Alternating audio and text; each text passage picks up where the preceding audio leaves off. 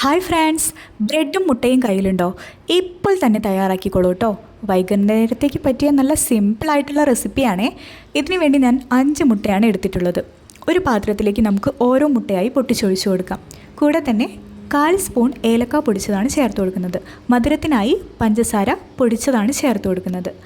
നിങ്ങളുടെ മധുരത്തിനനുസരിച്ച് പൊടിക്കാത്തതായാലും പ്രശ്നമില്ല.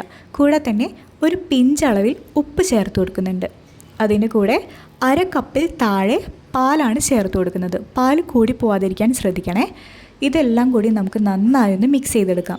മുട്ട നന്നായി ബീറ്റ് ചെയ്യേണ്ട ആവശ്യമില്ല കേട്ടോ. പഞ്ചസാരയൊന്ന് മെൽറ്റ് ആവുന്നത് വരെ മാത്രം നമുക്ക് മിക്സ് ചെയ്താൽ മതിയാവും. ഇവിടെ റെഡി ആയിട്ടുണ്ട്. നമുക്കൊരു പാൻ അടുപ്പത്ത് വെച്ച് ചൂടാക്കിയെടുക്കാം. അതിലേക്ക് ബട്ടറാണ് ചേർത്ത് കൊടുക്കുന്നത്.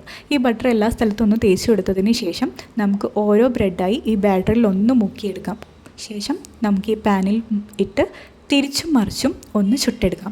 നല്ല ടേസ്റ്റി ആയിട്ടുള്ള സാധനമാണേ. ട്രൈ ചെയ്ത് നോക്കാത്തവരുണ്ടെങ്കിൽ ഉറപ്പായും ട്രൈ ചെയ്ത് നോക്കിക്കോളൂ. കൂടെ എൻ്റെ ചാനൽ സബ്സ്ക്രൈബ് ചെയ്യാൻ മറക്കല്ല.